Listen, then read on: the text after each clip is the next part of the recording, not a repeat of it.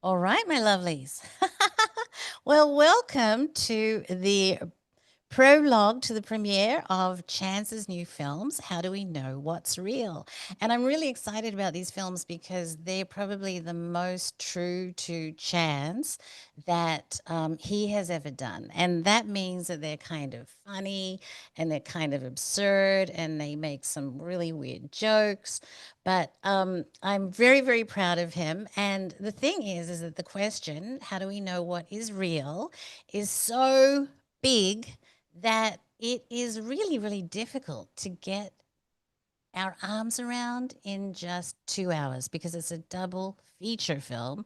So even in 2 hours, and even though he has Rupert Sheldrake and he has Robert Temple and he has Bernardo Kastrup and he has, oh my lord, Thomas Brophy, the head of Ions in it, he still doesn't get to the entire scope of what is real. And the reason that I wanted to do the symposium to support it is that we are probably the culture that is literally the most detached from the whole concept of reality than any other culture that's ever been in human history, right? So we are a culture that, because of primarily the paradigm within which we've grown up, have been alienated from so many wonderful aspects of reality and weird things that happen to us. So I have put together some of the most interesting people that talk to different aspects of reality in this symposium. But today, what I want to do is give you kind of a little primer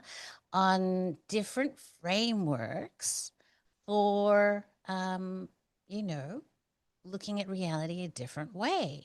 And so, what I've decided to do is to basically go and do a little bit of TMI, tell you some of my weird stories that have happened to me. I'm also going to want to ask you guys for some of the weird stories that have happened to you as well. And then what we're going to do is something that I've been doing in class lately that Janine can speak to is I'm going to use a different framework. I'm going to be utilizing the fabulous Itzhak Bentov and the way that he looks at reality in order to help us make sense of some of these things that we all experience in our lives. So, the first thing I want to do, hello, Royce, how are you? Good to see Good, you, good. darling. Thank you for asking. No worries, my darling. Well, we're all just going to have a bit of fun here today, and I'm hoping that you're later going to have a weird story that we can get into, so we can have a look at it through Bentos' perspective. All right. So, what I'm going to do is, first of all, I'm going to tell you three of the weird things that have happened to me, and then we're going to go and do a few slides, and then we're going to kind of break it down based on Itzhak Bentov, how he would describe them. And then we're going to get into some of your weird stuff as well. And it should be really fun and really exciting. So, the first thing that happened to me, in fact, the first thing that ever happened to me that was kind of a little bit weird was when I was 8 years old. My family and I went on a family vacation, and we were in one of those family kind of rooms where you have like a big double bed, and there were two single beds next to it. And so it was, I don't know, 3 o'clock in the morning, and I woke up and I see the ghost of a young boy standing there looking over the bed of my parents, right? And so I'm like freaked out, like totally, totally, totally freaked out. Like I had fear in me. Like I probably hadn't experienced up until that time. And it's just really weird because he was just a young boy. It wasn't anything that was like mean or creepy or a ghost or anything. Like it was a ghost, but like not a scary ghost, like a little boy ghost. And I remember like trying to sneak my hand out of the bed really, really slowly so that I could kind of get to my mum who was in the next bed and wake her up so that she could see, and I just couldn't do it. And then by the time I don't know, it just went away. But it was really, really weird. Like I actually saw a ghost, and that was kind of crazy. So that was the first thing. That was my earliest memory of something weird happening to me. So as I wrote about in my Substack article, I also had all of these weird things that happened in the house when my mother died. And Janine's been lovely and been talking to me about those, but those are kind of weird things too, just like flowers moving and noises and all kinds of weird stuff. And Janine suggested maybe it was a poltergeist activity. I don't know. Maybe Bentov has some opinions on it. But anyway, then another thing that was really weird, and I wrote on this one the other day as well, is that got into a head on car collision. And I did not know it at the time, but I had broken my neck. I had the same break in my neck that Christopher Reeve had. And I could have very easily ended up exactly like Christopher Reeve, who was Superman, who became a quadriplegic. And the car was broken into a million pieces, and there was smoke, and there was fire, and all of this stuff. And Chance is like, "Get out of the car!" And as loud, as clear as day, a voice came to me, and it said, "Don't move." And I heard it. It wasn't in my head. It was as loud as you guys talking to me here. And I was so certain that I should listen to that voice instead of Chance that I didn't move. And it turns out that Chance had man car crash. That's like man flu. So they put him in the helicopter and they flew him off to the hospital. Where me, they just put me in the back of the ambulance, and I was laughing and giggling all the way. And the ambulance guy's like, "Oh, you'll be fine. You're going to get out. You'll be out of here in like no time. Clearly, there's nothing wrong with you." And when they put me in the X-ray, voila, broken neck. Right. So I was very, very blessed to have had that voice say to me, "Don't move because I might not be here today." And the final one that was really lovely is I'm going to call it an Amsterdam story, because in Amsterdam you can do things that you can't do necessarily in the rest of the world, right? And so Chance and I, we were able to obtain some mushrooms, and because we are those kinds of people, we were doing some tantric kind of stuff, and we found ourselves in 100% telepathy with each other. We could totally read other's minds, and that was amazing because we found ourselves um, experiencing moments of passion through the greatest lovers of all time. And what was fascinating about that is that we were able to like experience the uh, atmosphere, right? So we were in France, and it was kind of during like the Versailles period, and there was laces and cuffs and silks. And then we were in some kind of crazy Indian temple, and it was very Ganeshi. And there were like these, we thought that they were kind of little streamers floating in the air, but they turned out to be like flying snakes. And between the two of us, we were able to share telepathically that we were able to see these things. And it was just absolutely mind blowing. And there's a story attached to that one day I'll tell you, but it was probably one of the most beautiful moments of my entire life. And so, one of the things that's important about these experiences that we have, what's important about these weird, non-materialist, non-accepted by science necessarily, unless you get into a Dean Radin kind of person. Hello, Steve, darling. I'm so happy to have you. Steve is the author of an amazing book, Hermes Runs the Game, and he's just Pop up the absolutely video. brilliant. Hello, darling. Say hello. Hello, I'm here. Oh, and We're Chris here. too. Oh, We're hello. here. No, it's not. Hi, everybody. Hi. These guys are going to be talking at the symposium as well. So I'm so excited to have these guys. They're some of the loveliest, smartest people I know. So, yay. Thank you for coming. And thank you for participating in the symposium. To catch you Thanks for up, the over-the-top introduction. it's not over the top, darling. It's factual and true. Oh, But it's true. It's true. I was, yes, Roxana said, Hermes, how marvelous. Um, I was just telling them about some of the crazy things that have happened to me that included hearing a voice, being telepathic, and seeing a ghost, just to catch you up. All right. So, oh, Maggie's here. Maggie, darling. All right. Hello, Maggie, my darling. Good to see you, sweetie.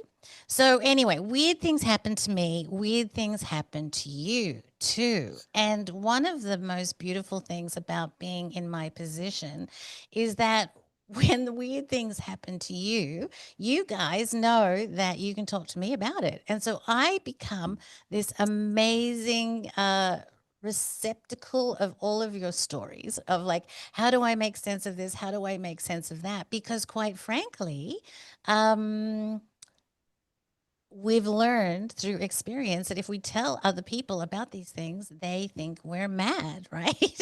And there are even instances where people get, sent to the loony bin. One of my oh, I wouldn't call him a friend, but I've interviewed him. He's the guy that talks about Levy, is his name. Anyway, he was literally had a Kundalini experience, Levy, and they was sent off to the loony bin because it was just such a phenomenally weird experience in the context of our paradigm that people think we're insane. So we're going to not only try to normalize some of these experiences today, we're going to talk about what really is reality, or at least a particular framework for reality. And then we're going to go through some of these experiences and explain them within that framework. Because while materialism is fabulous for giving us technology, it is probably not the best framework for us to understand these crazy, wonderful experiences. And I want to say that sometimes these experiences can be scary. I have had scary experiences. Sometimes these experiences can just be like odd, like that was weird. I was just thinking of Susan and Susan called me, right? Or sometimes these experiences can be absolutely wonderful, like the one where I got to experience intimate moments of lovers throughout history. So, just like the material reality, where things can be good, bad, indifferent, the expanded reality can have all of those things as well. So, one of the things that I love about the people in the symposium, as I've mentioned before, is that we are going to be looking at lots of different frameworks. And in fact, the class that Janine just came to, we looked at 3 different frameworks for reality. We looked at David Bohm, we looked at Itzhak Bentov, and we looked at Rudolf Steiner.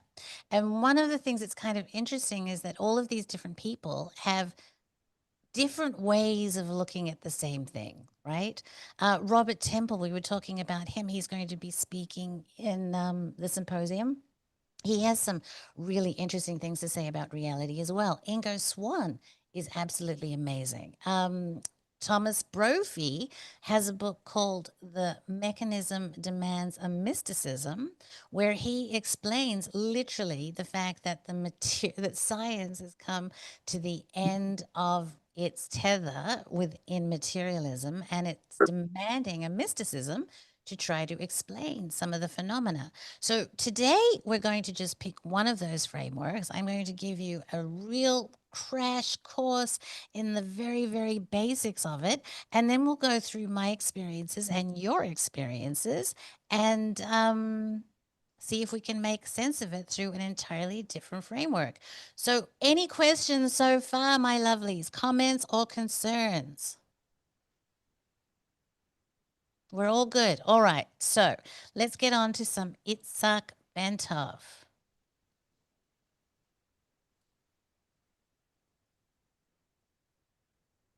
All right.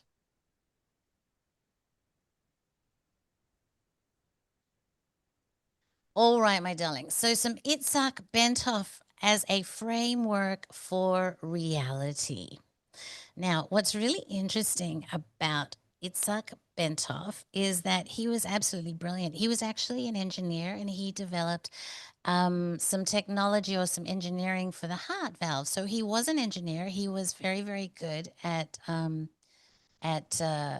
doing things pragmatically within the mundane world. But he had an insatiable curiosity for things inside and outside the material world. And to kind of put things into perspective a little bit, I'm going to not quote, but I want to talk about something that the fabulous Robert Temple talks about in his book. When I think of the material world, I think of Madonna, right? Because we're living in a material world and I'm just a material girl or something like that, right? But here's what's really ridiculous about that.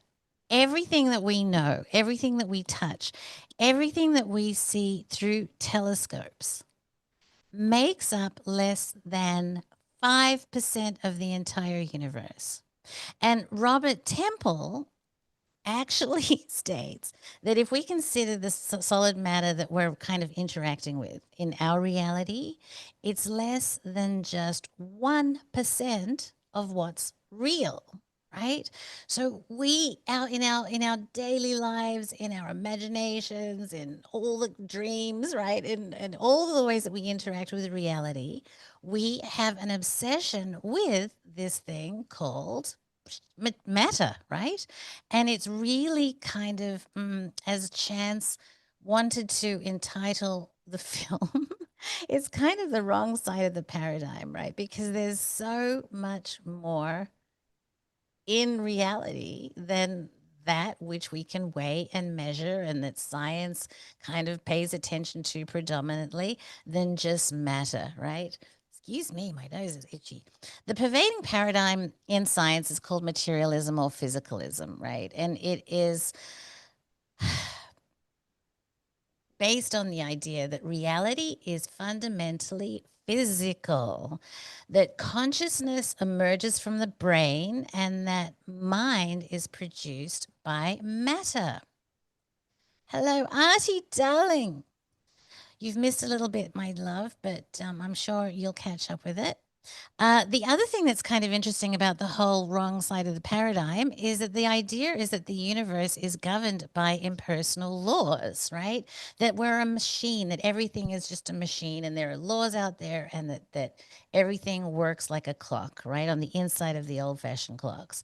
And honestly, it's kind of a really boring way of looking at things. And it doesn't explain any of the fantastic, exciting, weird, scary, amazing things that happen to us in our reality, right? So not only is it boring, but as Thomas Brophy said, it's kind of impeding our ability to progress further because we're leaving out of the conception of reality so much more than there is, right? 95% more of what there is if we're talking about it.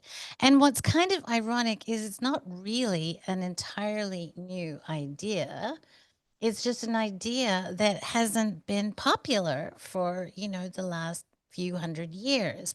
Because before then, there were lots of some of the smartest, most amazingest people, and even today, that think there's more to reality than, scientific materialism, like Plato, for example, or Paracelsus, or Pythagoras, or Henri Bergson, or Alfred North Whitehead. You can see the list here. And there's modern day people like the amazing Rupert Sheldrake, who's the star of the new film. And Rupert has been kind of beating on this drum for such a long time.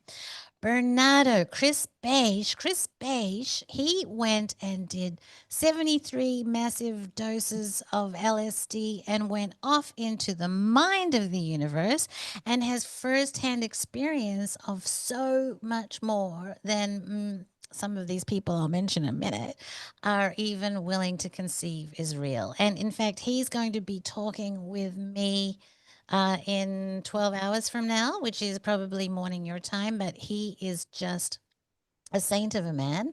And so I would highly suggest getting on board that conversation because he's wonderful. Rudolf Steiner, as I taught in class, is another one. Ian McGilchrist is just a gorgeous man. And he came out the other day and admitted he was a panpsychist, which I kind of had my suspicions about. But panpsychism is another model of reality that is outside the materialist paradigm.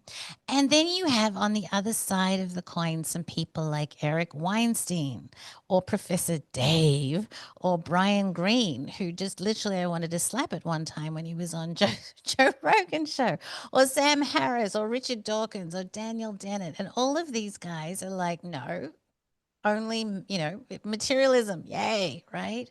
And it's kind of just weird because, like you, like me, I'm sure that they have also had experiences that they just can't explain. Hold on, I'm going to chat. Let's see. I have asteroid Paracelsus slightly chunk. Oh, wow. Okay, darling. Wow. Good on you, Julia. I am a terrible astrologer and actually got in trouble the other day for having the wrong stars on my Substack. So I can't speak to that. But I love listening to good astrologers because astrology, again, is another framework, right? You can equally use the astrology as a framework for understanding reality and giving you so much more information. So it's kind of, if I have one quest today, it's like, let's not just get stuck in one paradigm. There's lots of paradigms to play with, and they can all give us different kinds of information, which brings us to Itzhak Bentov. So Itzhak Bentov is one of my favorites. I have lots of favorites, and we'll probably get to some of them, today as well. But Itzhak was somebody that I was told to read and didn't, and then I was told to read and didn't, and then I was told to read and didn't, and then I read it, and now I'm telling everybody to read it. And it's one of those books that's kind of a little bit difficult because he does do, maths a little bit, and he does resonances, and he does like geometries and things like that. And the book bounced me several times, but once I actually sat down and took the time to really get into it, I was like, wow, it's amazing. And one of the things that he talks about, and in his framework, we need to understand because it's a kind of an important aspect of his framework, is that he starts off in his book by defining what consciousness is. Now, he defines consciousness as the ability to take in information and respond to it, right? So it's about stimulus and response. He defines consciousness functionally, right? It's the ability to actually receive information and then take an action as or respond to it or have a response to the stimuli. And what that does for Bentov is it allows him to place all the living systems, everything that takes in information and everything that responds to it. He takes all of that information and if you do that, if you take in information and you respond to the stimuli, then as far as Bentov is concerned, you have consciousness. Now, we might have heard things like the hard problem of consciousness, and that's not really what Bentov is talking about. That is a question of, what is our inner experience? What is the qualia? What does red look like? Why do we have red? Or why does chocolate have this particular taste? And that's not what he is talking about. He's talking about functional consciousness. And so he is talking about things like single celled organisms and plants and animals and humans, right? And even potentially larger systems that we'll get into a moment, right? So it's about processing information, and a big part of that is the complexity of the information that we are able to process. And so one of the my favorite parts in his book is that he talks about the quantity and quality of consciousness. Now, I'm talking about his book here, Stalking the Wild Pendulum. And it's, as I said, it's not the easiest book, but it's also, if you've heard about the CIA Gateway experience, this is the book that they refer to in that document, right? So it's Stalking the Wild Pendulum, and there's many different aspects, and he talks about many different things, but I'm going to pull out the quantity and quality of consciousness for what we're doing today, for our crash course. So quantity is how much consciousness is available, and it can change as a result of your state, whether you're in meditation, whether you're on psychedelics, whether you have had a Kundalini incident, whether you have whether you're in a state of ecstasy as a result of meditation or dancing or tantra or those kinds of things, or even trauma can affect very much the quantity of your consciousness. So, quantity is how turned up consciousness actually is. But the other quotient is quality, how well developed the consciousness is, right? And so we're talking about, are you coherent or are you fragmented? And that means, do you have wisdom or do you just have a lot of bunch of random facts, right? How stable is your consciousness? How integrated is it? How much discernment do you have and how much adaptability? And I know it's kind of a hard concept to get your head around. So I went ahead and made this little graph, right? So Bentov actually, I'll show you his actual graph. Are we good, darlings? Okay. We have quantity on the perpendicular and we have quality on the horizontal, right? And so if we go into the closest quadrant where where you have low quantity and low quality, you have a consciousness that is fatigued and reactive and confused and limited energy, limited capacity. It's basically the consciousness that they want us all in, right? Because consciousness like that is consciousness that doesn't have all of the superpowers associated with higher consciousness or just the ability to thrive and to be happy and to have joy in your life. So what we find in our society is a big push to keep us in stress, in fear, broke, all of that kind of stuff. And all of that impacts and results in low quantity and quality of consciousness.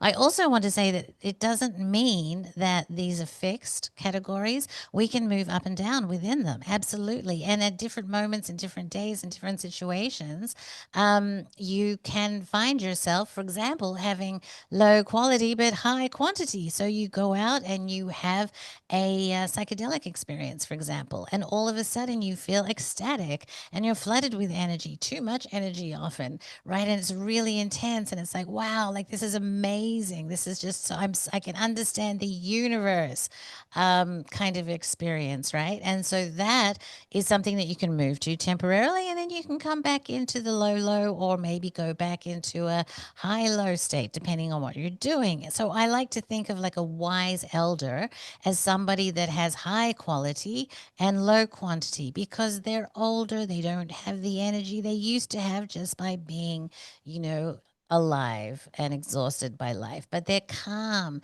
and they're stable and their consciousness is integrated and they have deep understanding, right? They have really coherent thinking about things, but they don't necessarily have the energy to get into these higher ecstatic modes. Now, at the top corner, we have high quantity and high quality, and that's what we would consider a master, like one of those, bodhisattva type people. They have the energy, they have the wisdom, they have the quantity and the quality, the coherence, and that is, like an ideal state. That is a state that we're all actually on a trajectory to move towards.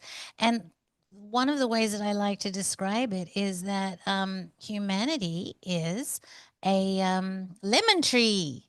So a lemon tree has lemons at all different stages, right? There's little flowers, there's green lemons, there's yellow lemons, there's older lemons rotting on the floor, and that's exactly how it should be, right? And so humanity is just like a lemon tree. There's all different stages of development, all different quantity and quality of consciousness, and that is as it should be. But one of the really interesting things as you move up higher in quantity and quality is that you start noticing things.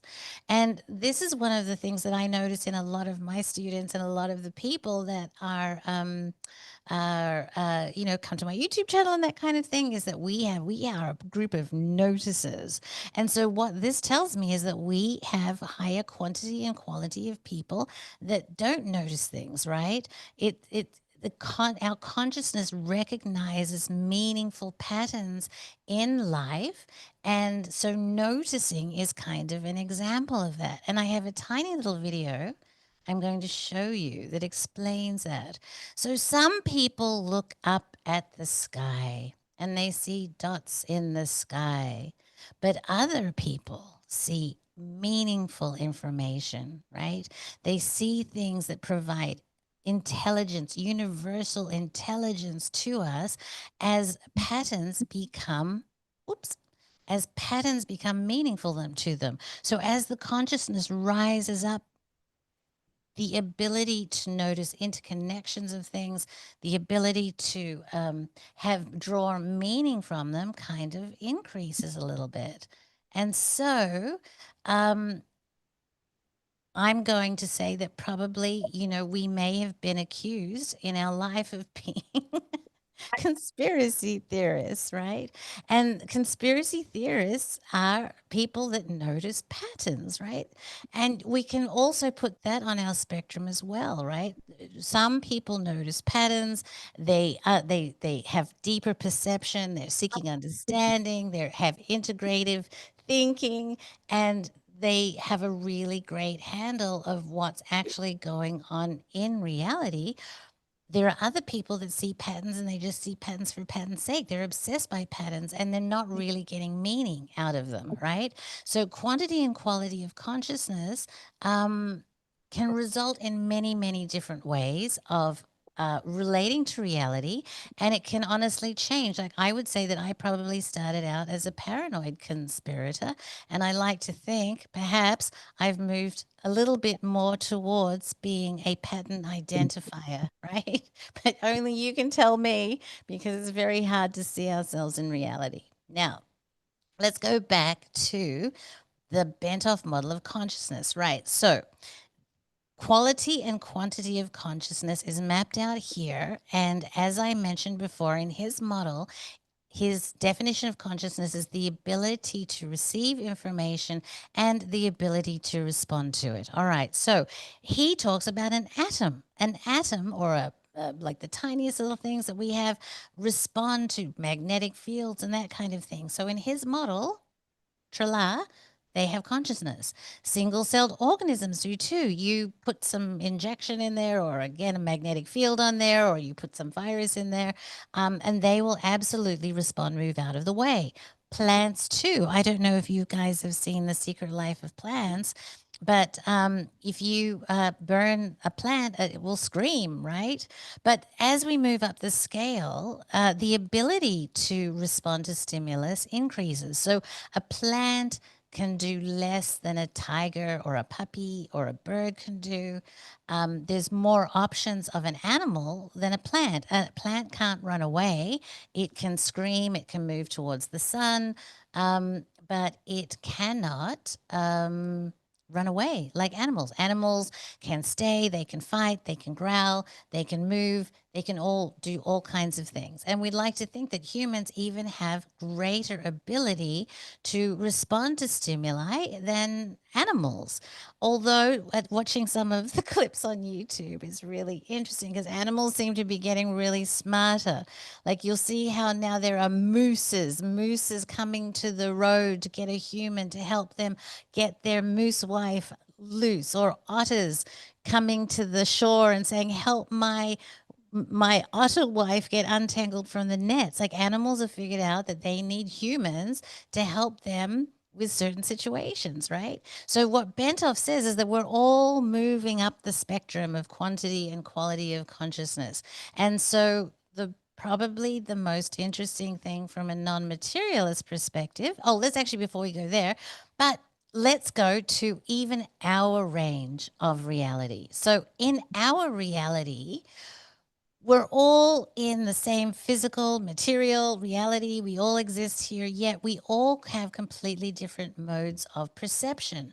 A fly sees things completely differently than a bee does. A bee exists within our reality completely different than a doggy does. And a doggy exists within our reality completely different from a a human, right? So even within our narrow band, our tiny part of material reality, the ability to perceive reality and is different. Obviously, bees can fly and dogs can't fly, but the ability to perceive what reality is like is really, really different, even among creatures.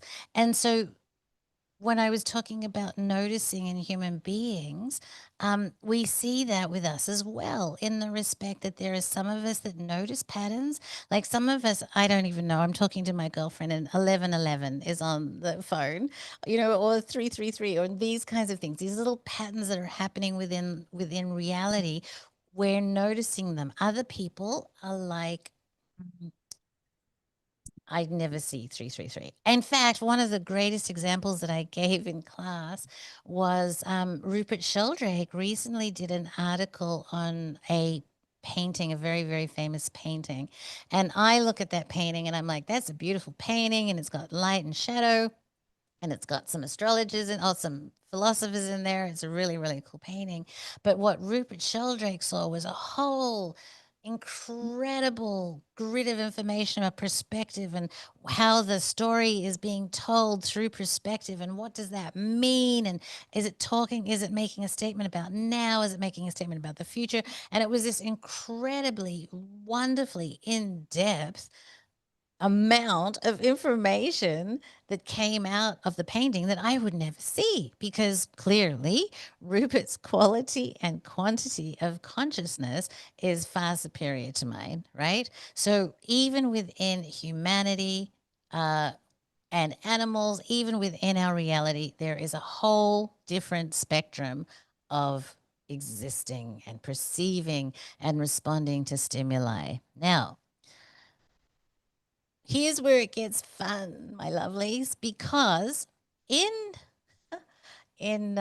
Bentov's model, that also allows for the idea that there are higher order beings beyond our physical plane, right? That there are intelligences, let's call them non-human intelligences, for lack of a better word, that are able to, in fact, take in information and respond, right? And so he actually does uh, uh, on his graph, he allows for the existence of these things that could be called angels, they could be called netters, they could be called ancestors, they could be called guardian angels, all these kinds of things. In Bentov's model of consciousness within his framework, it absolutely exists. And as I said, they're higher order beings, right? So above our level, he suggests that there is, in fact, consciousness there. And as I said, that consciousness is able to extend through these different levels. And so as we're moving up the quantity and quality of consciousness, we might find ourselves eventually, or as Chris Beisch says it, as future humans, being more in touch with these realms. So one of the key things that we might notice is that we have the lower levels, and I have kind of creepy things there, but we have animals that are slightly lower levels than us, and there are people that are human communicators, right? And so they are able to like really talk to dogs and animals. In fact, I saw a YouTube the other day of this woman that had the most profound conversation with a doggy. But as we move up through our level, this means that we increase our capacity to interact with and communicate with these higher order intelligence as well. So it's within this model, this kind of explains some of the phenomena that certain people have. Like, for example, the ghost that I saw, right? Maybe he was a higher order intelligence in a baby boy body. And because I was in that half awake state, something with my consciousness organized for me to see it. But anyway, higher order beings absolutely exist within Bentov's model. And the mechanism by how we can communicate with them or interact with them we'll get into in a little bit. But in Bentov's model, higher order beings would possess a greater quality of consciousness, a higher level of resonance, and therefore access to more information. They would be less dependent on space time. I'll get to that in a minute. And they would have a broader perception of reality. So, just as humans perceive patterns inaccessible to simpler organisms, higher order beings may perceive dimensions of reality that remain invisible to us. So, for Bentov, evolution doesn't end with humanity, nor does it for Rudolf Steiner, nor does it for Christopher Beige, right? The idea is that consciousness may continue to unfold into forms who experiences reality is far beyond ours, and as ours is far beyond that of a single celled organism. Now, Bentov doesn't stop there. So we've got, things below us, things above us, higher order beings. In his model, he also has this idea of the absolute. And so Bentov proposed that consciousness evolves towards increasing levels of unity and integration. And the highest level of that is the absolute. And the absolute is beyond space, it is beyond time, it is beyond individuality, and it is beyond separation, right? So this is like the toppest level.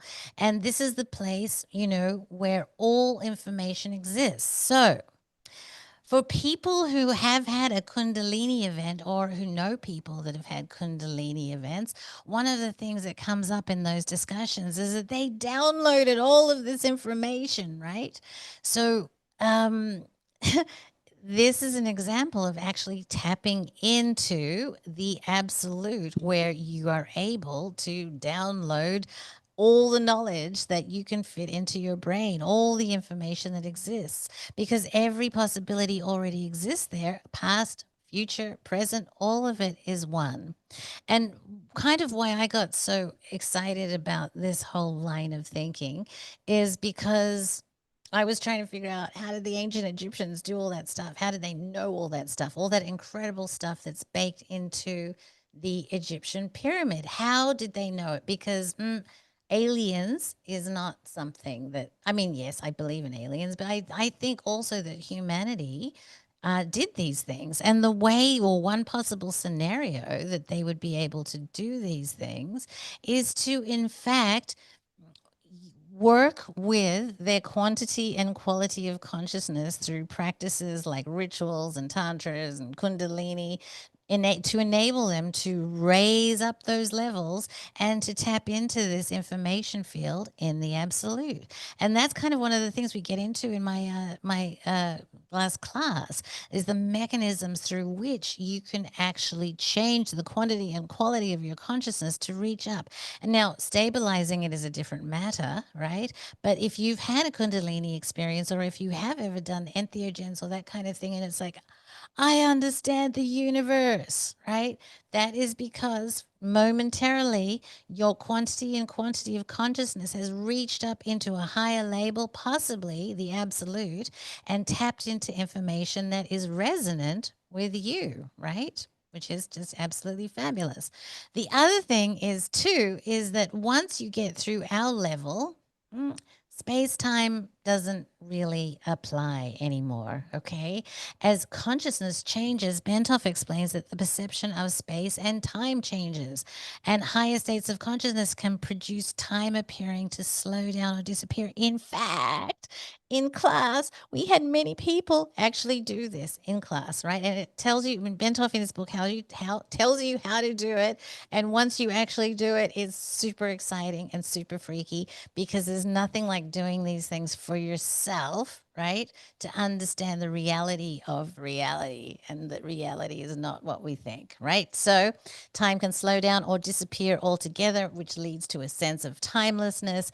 You have greater feelings of unity rather than separation. And I love to talk about Jill Bolte Taylor here, and she was the woman that had the stroke of genius, I think it's called, where her brain started to melt, and as her left hemisphere was not destroyed, but dysfunctioned, let's say, her feelings of unity and connectionness and connected to everything that there is grew greater and greater and greater, right? So this is what happens when you move out of our level of, normal human materialist paradigm, and you can have access to all of this information outside space-time and a greater feeling of unity rather than separation. Now, Gary Osborne, who's in Magical Egypt, just wrote an amazing book that points to he's actually proven retrocausality, right? So that something came from the future and planted a message in the past that they would find somewhere in the middle, right? And so that thing is very, very possible within the Bentov framework, because a higher consciousness, somebody that had the ability to come up with this incredible code that Gary found, was able to go back in space-time and plant something retrocausally, and it makes perfect sense within this model. So here's a little graph. We have, depending on your level of resonance, depending on the quantity and quality of your consciousness, and as you move up the scale, your experience of time can actually change. In expanded consciousness, you have timelessness, you have non-local awareness, you have access to more information, which is very different from our ordinary waking consciousness, where there's absolutely space. You can bump into things. There's linear time, which is our enemy. Everything is kind of done in sequence, and we have limited information. Now, one of the other points that we need to get to in our crash course here is the nervous system. And I'm not going to get into it too much. It is one of the more interesting parts of Bentov's book, but for our purposes today, we need to understand that Bentov talks a lot about the nervous system and how the nervous system itself functions as a resonant receiver and transmitter information. So for Bentov, this means that our brain is not the way that the traditional materialist science sees it. He sees our brain as more of a receiver and a transmitter of information. He also sees that our heart is a mini version of that. In fact, our nervous system in its entirety is a receiver of information. So that the way that I like to describe this is it's kind of like we're cell phones and we're receiving a signal. And so the cell phone can be broken, but the signal remains. And so that's a really great way of explaining what happens when we pass away. It's kind of like our signal still remains, but our cell phone is no longer, our mobile phone no longer exists. But the bigger part of that is that in fact, let me just get to the next slide because I can demonstrate it more vividly. Our consciousness, even though when it's in our own locus of control, let's call it our ego or our personality, or maybe it's our pineal gland, we don't really know, while it is very, very personal down at the most, let's call it densest level, as we extend up into these other layers of reality, our consciousness actually overlaps. So you can see here that as we get higher and higher and higher on the scale, we almost get into non-dual awareness, right? Everything is one. Again, let's go back to the Jill Pulte Taylor state. But we're primarily all down here where we just think we're all individuals and what happens in my head stays in my head. It's kind of like Las Vegas. But you can see we don't have to extend to that many different levels of reality before it becomes a common field of meaning. And the way that you do that is through resonance, right? The higher your resonance, the more you're able to tap into these different levels of connection. And again, he has 3 chapters on those. Those are the ones that bumped me out. So I'm going to let you buy the book and read that yourself. But resonance basically is how coherent is your consciousness, or alternatively, how fragmented is your consciousness. These kinds of things impact your resonance and allow you to move up and down the spectrum and expand or contract your reality. Okay, so let's get rid of the slides. I can figure out how to do that. All right. Any questions so far in our Bentov crash course? No. Yes. No. No. No. Well, actually, I have a tangent question. Yes, darling. And it's so good to be here. Thank you, Venice, for doing this for Thank us. you, Roxana. Lovely to have you, my darling. Here, I'll turn on my video. Okay, so I'm wondering, oh my gosh, I'm thinking of the name. So why do you think Rudolf Steiner didn't quite recognize Helma's work when she was doing those, those beautiful paintings? And he came into her studio and said, or I can't remember now if she went to him.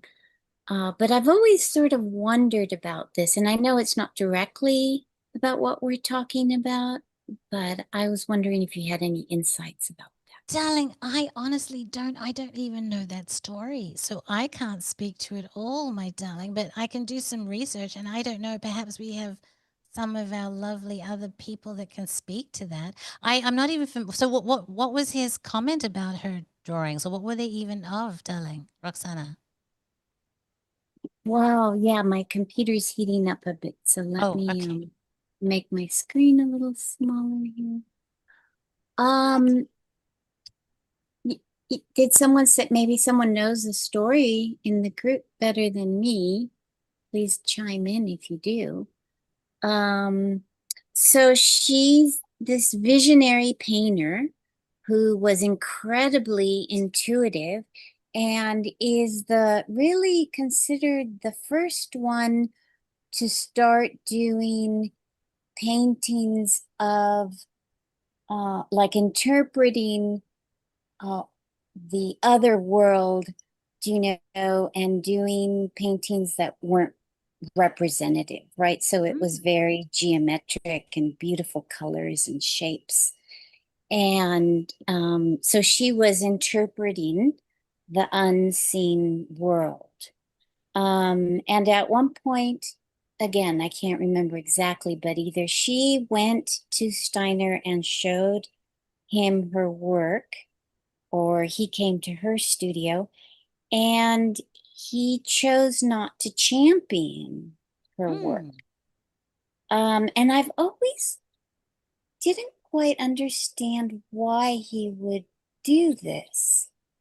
Well, Like, Steiner was very interesting, my darling. Like, in fact, one of my very, very first books that I got and that I didn't even really understand until so when my mom died, I bought How to Know Higher Worlds. And so Rudolf Steiner talks about the ability to bring online what he calls organs of perception, right? So he believes that we have other organs of perception that have not been developed. And I like to kind of use the analogy of Chance playing guitar to kind of explain this. So Chance and I, behind me, I have a bunch of guitars, and Chance can come in here and he can pick up a guitar and he can literally play the most amazing things that you've ever heard. And I can pick up that guitar and it will be an absolute disaster, right? It sounds terrible. And that's because Chance has developed the organs of playing guitar to a sufficiently capable level that he can get beautiful music out of it, where I haven't done that work.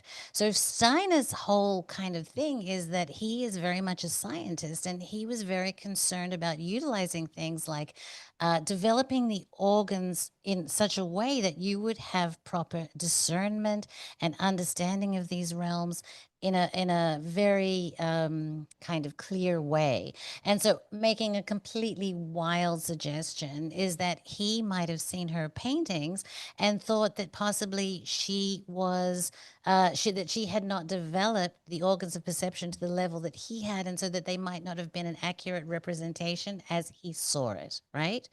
And so, this is one of the very difficult things about this whole process of developing your organs of perception is because there is a combination of imagination and inspiration and intuition and all of these things that we need to mix together. In fact, Thomas Joseph Brown just wrote a great article on the three elements that comprise that Steiner's organs of perception are comprised of, and we need to have them working together, and we need to have them being we need to become discerning, because it's very easy for us to drift off into kind of fantasy and imagination rather than being actually perceiving things. So, as a wild guess, that may be why he was like, I love your imagination, but you're not necessarily perceiving the reality of the situation.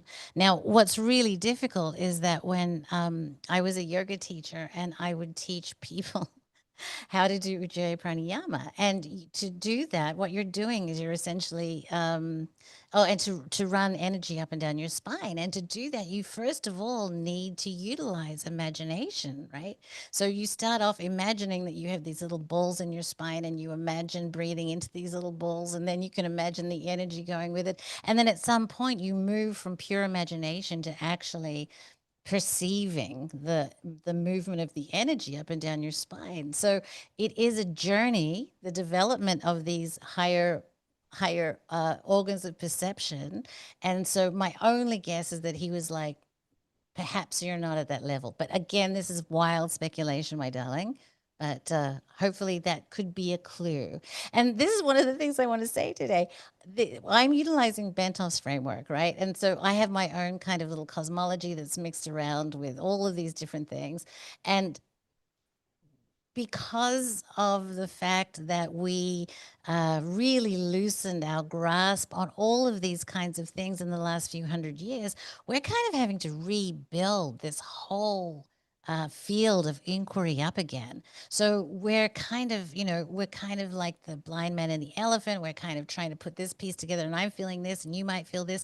And the more that we actually can explore these things together, like Steve and Chris here, I'll write something on my Substack, and they'll come on with this incredible, incisive understanding at it from a different perspective that just adds so much more layers and so much more value, and it's so incredible. And if we can do that collectively, then we're going to probably be able to get a much greater handling on what's actually going on, because we decided, no, we're just going to play with science for the last few hundred years. So I'm not sure if that helped, my darling, but that's my best attempt at it.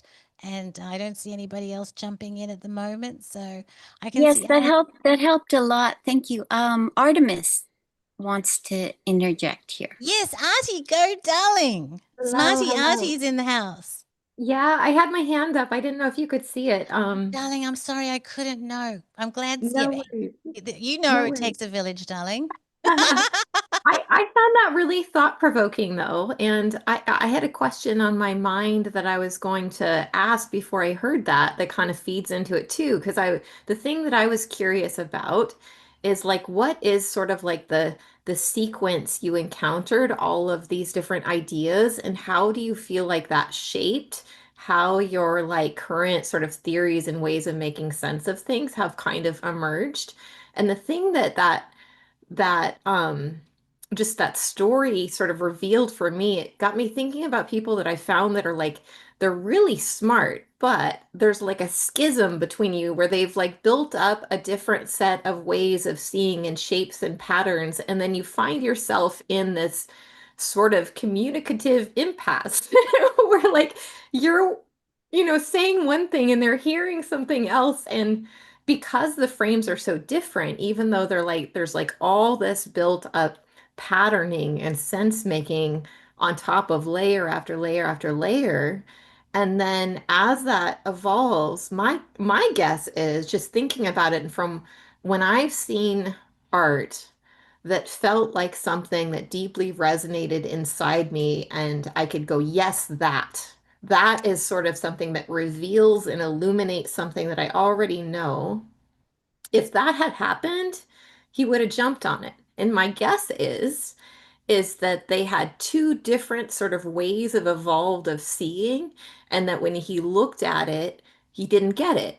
Like there was two different like languages that had emerged there, and some kind of communicative sort of impasse, even though it was, in different languages in terms of art and things. I feel like there's something going on there with like the evolution and the sequence of the noticings, and how our sort of way of seeing builds out, I feel like influences a lot of where what ends up being sort of like revealed and uncovered through that particular pathway. And I'm wondering, just like in your own path, and sort of like thinking about, that as sort of like another dimension of these phenomena, maybe like what that illuminates for you. Yeah, no, absolutely, Artie. I'll answer the first question first. So my mother dying was kind of the inciting event because when she died, weird things happened, and I wanted to understand them, right? And so even though I bought Steiner's book, I didn't kind of get, I didn't really, I couldn't understand it, right? So then I married a gentleman and we started the psychic hotline. And when we started the psychic hotline, I had 3,000 psychics, astrologers, and tarot readers who were very, very comfortable living in this space, right? So, like, they were doing the, they were, they, a lot of them actually resided more outside of material reality than they did. And it was clearly evident. And so, trying to understand what was actually going on there was kind of a really big part of, and seeing things like seeing coincidences. Like one of the craziest coincidences was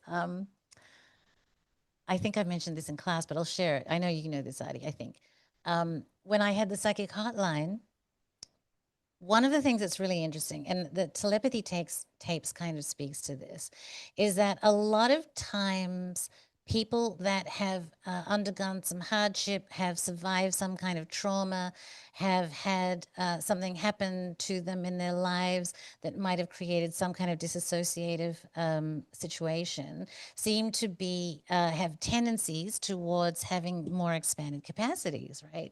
So I had 3,000 psychics and astrologers who were survivors of childhood abuse or adult abuse or alcohol or drugs or all kinds of different problems.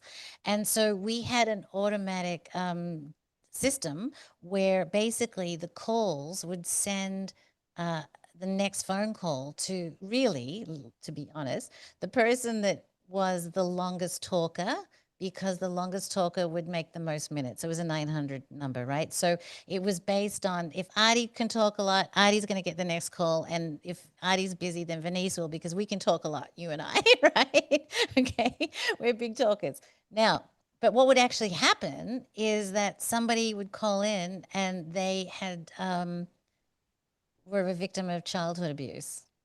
And so instead of going to you or me, they would go to Mary, who was a survivor of childhood abuse.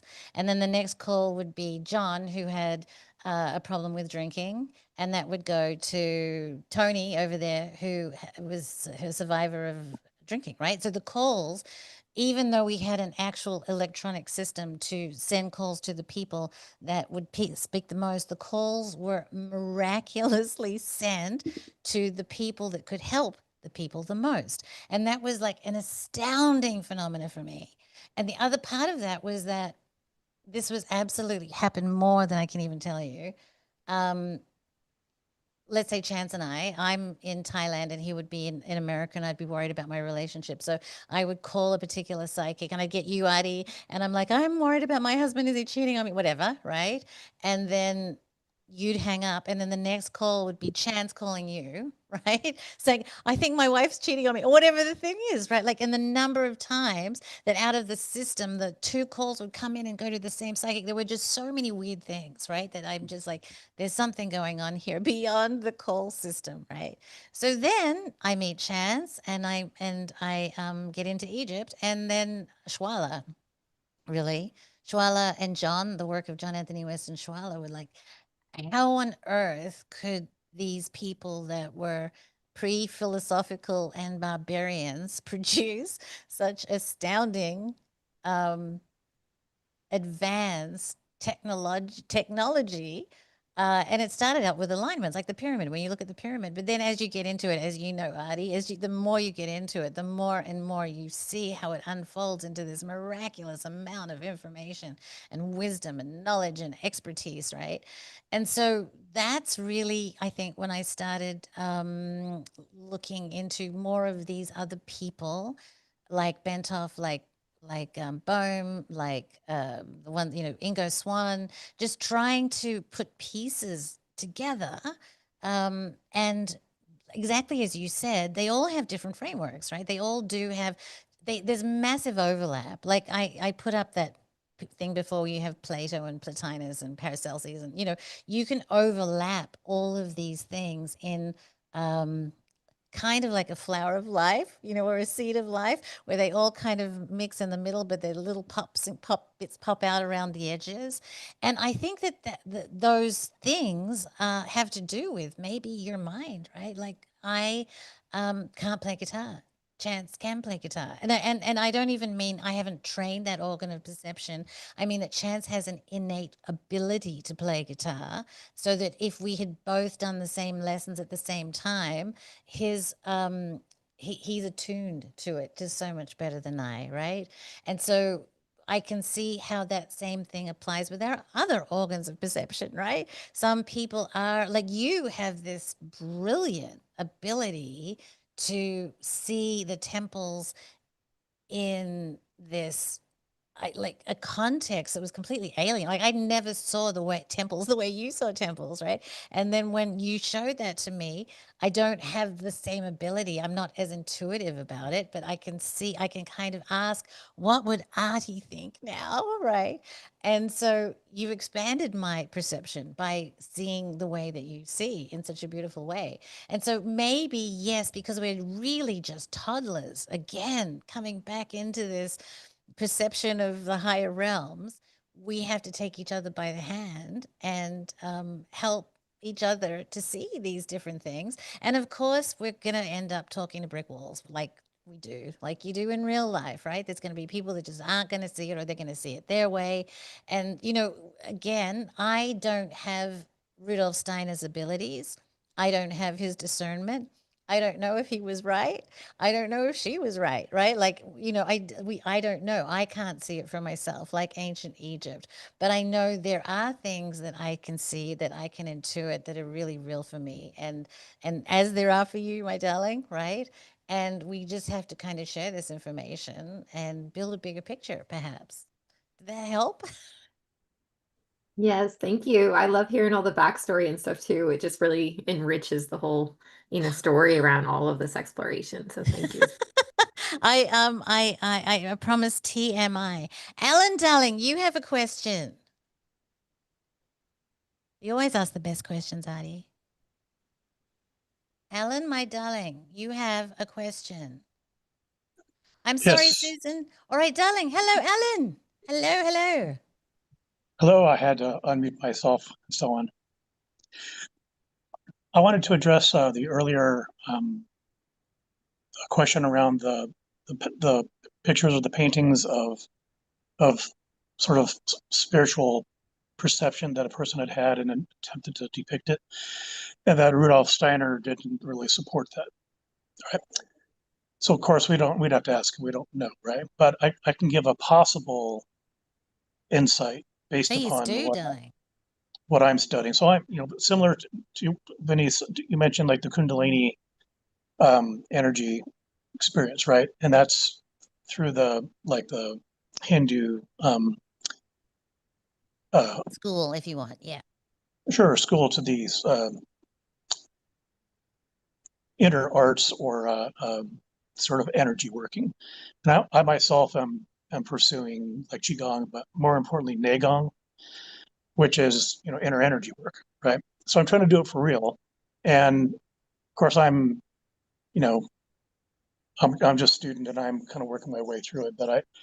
But the teacher constantly makes this point, like he's all about, you have to build your chi up, and nobody knows what that is until they built it up. Yes, exactly. Yes. All right. So you can't feel it until you've built it up to the level that you can begin to feel it. But even then, you can't talk about the five senses because, like you said before, we're really developing another faculty extra. Yes. Okay. And so if we're developing a faculty that is extra and it's different from the other sense faculties, then making a painting of your impression doesn't necessarily mean it's going to be meaningful to anybody else. It's like your interpretation of what you saw or what you thought you saw. And this relates to like remote viewing. There's some remote viewing people that I follow. But what they appear and what I'll interpret is this way. Like you mentioned before, like we're like an antenna. And one way I kind of look at that is like our pineal glands connected to our vagus nervous system. So our whole nervous system, the whole thing is like a subtle antenna, and it receives information that our regular senses either are not perceiving or they're filtering because there's too much and we would be blinded. So we have these different senses that take this sort of infinite information, then parses out pieces of it and tries to make sense of it. So we have, and it's all, most of them are sound or like wave based. Like we have electromagnetic wave energy. Our eyes are transducers for that. Our ears, they transduce more of a gross vibration. They're all different vibration sensors that physically we interpret. They get transduced to other signals, and then our brain picks it up, and then something behind that, our spirit, soul, whatever that real configuration is, and we're, like I said, we're trying to figure that stuff out, right? But whatever that is interpreting these physical signals, and then we talk about sound, we talk about sight, we talk about things. But if I say the color blue and you say blue, Yeah. we may be Yeah. perceiving something entirely differently, right? We are. Absolutely, darling. And if we're looking at something that is outside of these senses, and yet it's coming at us, and then we're interpreting it through senses, it's like our personal interpretation of something that's going to be different from someone else's interpretation, right? So while this lady had made this painting, while it's interesting and maybe some people would find it valuable, you couldn't say that is an accurate depiction of the spiritual realm, right? Because it's one person's visual imposition on a non-visual phenomenon. Yes, absolutely. That's true too. Yeah, Right. absolutely, darling. Yeah. Now back, I'll end here. Back to the qigong idea, or the building up of qi, which is prana, which is I think there's all these different traditions basically have the same Name for it.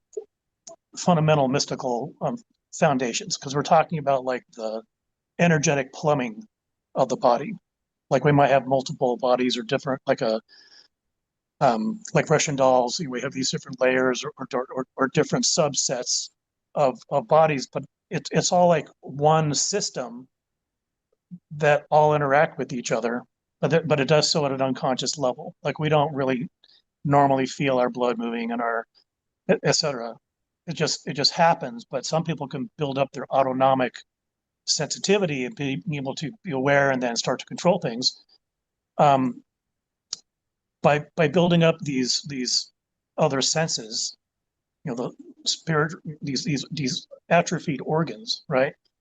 We might be able to share our experiences with people that are having their experiences, but it's like we're all blind, trying, like you said, feeling the elephant, and from different points or different angles.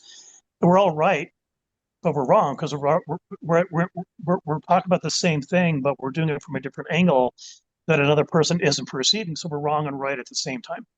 But we can still have this phenomena of going, I think I'm kind of blind. We might be talking about the same thing from different angles, and then from that being able to start to map it out like a mosaic, potentially. Yes. But how much you do that? Well, back to the. I'll try to finish here. No, With don't, the you're right on it, darling. You're great. Keep going. well, this idea of being sensitive to your inner energy, your chi or your prana, right? So that's school that I'm pursuing. basically says you have to build up a container like in your lower, what they say your lower dantian, it's in your stomach basically. We're all right, but we're wrong. Hold on, darling. Jafar, can you turn off your mic, sweetie? Oh, sorry. Just for now? Just because we can hear you in the background. We'll get you on, don't worry. Sorry, Alan. Continue, my darling. No worries. So this school basically says, all right, you're going to develop your chi, but in order to locate it, like the storage center and like below your navel within your stomach, there's like an area. It's like the center of mass of your body. It's like the center of your body. Ultimately, it's like both physically and energetically, and it ends up being kind of an area that the body you can build an energy container there and have like a kind of a battery of sorts. But it also ends up being like an extra faculty that you're developing, an energetic faculty and a connection, being able to actually make a kind of an intersection between the physical body and other energy bodies. It's like one of the mechanisms for doing that. So you build up this container and then you fill it with energy. But the way you do that is by placing your attention, and where your attention goes, all your energy goes. Yes. And if you leave it there long enough, eventually it builds up. And if you can do the hand gestures of whatever, using an energy center in your palms to kind of direct the energy to ultimately like shape this repository of energy that you would build up and concentrate until eventually it gets to where you can actually sense it.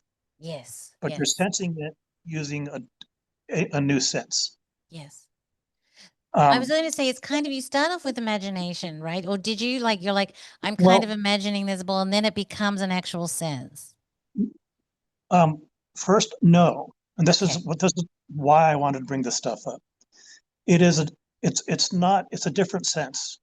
And the closest we can get is to hear, to listen. Yep. Yep. Because, all right. And the reasoning for not visualizing is you're activating your optic nerve, and it starts to involve other organs, other aspects of your system that is a diversion from what you're actually trying to develop. And so there's other faculties that we've got, but they end up becoming a false impression that it gets in the way of what you're actually trying to do, which is develop this new thing. The new sense. And Yes. you know, when you look at many of the old esoteric texts, a lot of them are written to say, as you develop yourself, this will be a byproduct. Yeah, the cities. So like for example, the visualization ends up being a byproduct. It's not what you're trying to do, because you'd be creating something out of imagination, which is false. But by doing the practice, a side effect is you end up getting a visualization, and then that becomes a marker, like a Yes. milestone, telling you that you're doing it right. Yes. Indeed. All right. Perfect. So Steiner, who we think is accomplished, perhaps knew about these illusions that might prevent you from actually achieving your goal, and he didn't want to back something that would actually be a diversion I love that. from actual accomplishment. Yes, very insightful, darling. Yes, absolutely. Look, there's a few of the things that you said are really interesting, that I also want to touch upon. With Christopher Beige, one of the things that Christopher Beige said when he was doing his journey through the mind of the universe, he talked about the fact that a lot of the stuff that came to him, he did not have the intellectual framework for understanding it, right? So when you're talking about kind of filtering it through the person, he said to be able to understand all of the information that was given to him, he would need to have like 2,000 degrees or something like crazy like that, right? So the idea of filtering it through ourselves and what resides there internally is absolutely, yes, right on the point. The part, also the last part about these things that happen that come up as markers of let's say, you know, moving through the different stages of conscious and consciousness is very true. And in like the, from what I understand with the yogis, this is where a lot of the cities come from. And some people like, I want cities because they're amazing, but they're really just indicators that you've achieved a certain level. They're not the end goal. They are markers, like you said, that you have achieved a certain level, and the goal is not to chase those and not to get stuck, but to utilize them as a, okay, this is a step on my path. So very, very good point, darling. Very good, very good. So yes, look, in the comments, who was saying that? Somebody was saying about who's to judge other people's discernments, and it's kind of what Alan's saying here. There are kind of established philosophical frame, like ideas, or that are accepted. um, and so, you know, I know we don't like the idea of, you know, judging each other, but in these schools, there are definitely things that are revealed. And if you haven't seen them yet, like, for example, John used to use the idea of an orgasm. And an orgasm is something that's very difficult to explain to somebody until you've had one, right? It's like that idea that it's like, yeah, it feels really good, but like until you've actually had that, it's trying to communicate that idea to somebody else is awkward. So it's not necessarily judging. It's just that you, as Alan said, you've had this experience that is clearly some kind of a threshold that has identifying features. And if you haven't had one, it sounds really interesting, but you can't speak to it. And as also Ellen pointed out, you know, we don't have the word. Like even in my class, like we were talking about the chi and the prana, and I think we came up with like 30 different words for it across 30 different systems. You know what I mean? So we don't even have one unified language to really speak about these concepts. So I'm like going into Taoism, and I'm going into, you know, Tantra, and I'm going into like all of these different words to try to paint a picture to kind of get the idea across. So very good, Ellen. Loved it. Thank you very much, darling. And you have to keep me posted on how the journey's going, because that sounds like fun. Well, it's been going for a couple of years, and I'm As they do. I have not been a great student, but I'm coming back into it. It's, you know, it's interesting, and I'll mention it into this group because others may have had a similar experience.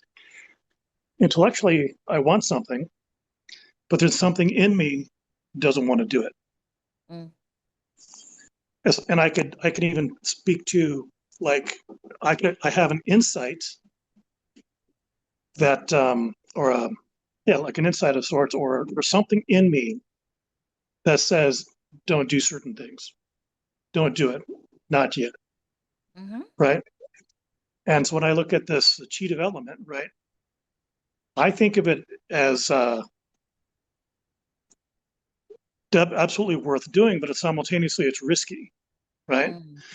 Because here I am trying to develop a system which is atrophied, and I'm going to build it up and add energy, but I can't perceive it. I can't know anything about it. I mean, if I start to notice it, it's been built up to the point where it's potentially dangerous in various ways. Like the guy I follow, Demo Mitchell, he talks about some masters which die of strokes. Yeah, totally. Yeah. Because you can argue they're taking their chi, they're thickening it, they're putting it through their body, they're running it through, and essentially they argue that a lot of these people argue, when I say these people, I mean people that have pursued the art, they feel it's being transmitted through your connective tissue, your extracellular matrix, your collagen within your body, which includes, you know, if you're doing advanced work and running these energies through your brain, for example, well, there's a physical side effect to that. Yeah. If it gets, I mean, when you're starting out, it's nothing. You have nothing. But as you build it up, you have like a real substance, which has to pass through physical Meat. body structures Yeah, exactly. and then potentially cause damage, right? Yeah. Julia just said burning out your circuits, right? It can. Absolutely. Absolutely. This is like the reality that people are sort of rediscovering and talking about on the technological telepathy of the internet. right? Yes. Like right now, what are we doing? This is magical, right? Yes. Yeah, What we're doing totally. right now compared to the past. And so anyway, I could go on and on and on. I just want to address a couple of things. I have Chris here who agrees with you totally. He's been doing Qigong for several years and can definitely attest to walking around differently, feeling the chi throughout his fingers when he's walking or boxing, and that sense that was not there before and could not be called up at will. However, I don't call it up anymore. It just is, which is so interesting. And I want to go into Kundalini for a moment because it speaks to so many of the things that you're talking about. Kundalini is is the energy that is at the base of the spine that passes up through the spine that allow like in context of my framework today increases the quantity and the quality of consciousness by the virtue of energizing the system. But one of the things that in terms of the danger, well, first of all, I interviewed a bunch of people that had Kundalini experience, instantaneous ones, kind of big explosive ones, exciting ones where they're able to download information. And what came to the fore is that they weren't expected and they came as a result of some kind of, let's call it weakening of the infrastructure of the physical body, whether it was sickness and injury and accident. They were taking some kinds of drugs that, kind of created the stability of the body to physically wobble. But the danger that comes, and I think in the book, the Yogi did a book. There's a book about speaking about the danger of the Kundalini incident, and that is that if the energy comes up unexpected and you haven't done the work within the chakras of the body, which basically contain all of your kind of the way that you exist in the world, all the different things about your how safe you feel, how secure you feel. You go up the next level, and how do you relate to people, and what is your family relationships like, and then how do you deal with your community, and then how do you what condition is your heart in, and how do you communicate? And the chakras are very much tied to how we live and exist in the world. And if we have some imbalances in those chakras and the energy gets up there, that imbalance can get magnified. So, for example, when Chance had his Kundalini experience, it was absolutely amazing, but he was completely thrown out of stability and he was crying and laughing for 6 weeks because the energy set off some existing imbalance within his system and just charged it up. So he had this incredible gift of like gnosis at the same time, complete instability in his functioning, right? And so these kind of incidents of like Kundalini experience, like they can move you up that quantity and quality of graph for a moment, but that doesn't mean that you have integrated it, that you've built the scaffolding for it to remain stable. And so this is why Chris Beige to me is one of the most interesting people, is because in his 73 LSD journeys, he literally reconfigured his nervous system. So forget the idea of having to have, 62 degrees, that he needed to have information that he didn't have. Luckily, he was a really, really smart guy. So that part of it, he still didn't have his 62 degrees, but the nervous system capacity to be able to handle it was reconfigured during this journey of 72, right? And it was painful and it was hard and he didn't like it at all. And yet, when I say to you that he's one of the most saintly people that I know, it's that I believe when you talk to him that you can see that the quality and the quantity of the consciousness that man retains has achieved a degree of stability, right? Like he's moved along that graph permanently, right? And it's really, this is why he's interesting to me, because he's done the work and gone further than I've gone in this lifetime, I tell you what. But really good points, darling. Thank you so much for bringing those up, and keep up the good work, my darling. Alala would like to say something. Darling, go ahead. Hello. Hi. Hello. Let's see here. Did I I just say your downloaded name right? Zoom for this. There you go. Yeah, it's Alala. Yeah, Alala. Hello, it's Alala. the Hawaiian crow. Fantastic. Anyway, I know I wanted to just share something that I haven't really shared with many people, but it's like like new kind of, I think, structure for the universe. um, and I don't know if anyone else has come up with anything like this. But basically, it's like the first dimension is our consciousnesses, and there are all these like points, right? Every consciousness. And then the second dimension is like the paths between all those points. And then the third dimension, which I think is like what we see as a physical world, is like the construct of all those paths. Mm-hmm. And then, the fourth dimension then would be like the attitude or perceived distance between all of the points. Mm-hmm. I don't know if anyone else has ever, I don't know, thought of anything like this or looked at the world like this, but I don't know. It just like came to me. I actually saw it like at first as like trees, right? And like the branches between trees. And how some branches are like beneficial and some branches are not beneficial and feed off of, and yeah, Yeah. uh, I don't know. Well, let me speak I to work that, with Allah. trees, so like I prune the branches and I see the, what's I was that? going to say, let me speak to that because you came in late, my darling. So you missed out on the fact that what's really interesting about this is that there are frameworks, right? There are frameworks. And you've stumbled onto your very own framework for understanding the nature of reality, which is fantastic.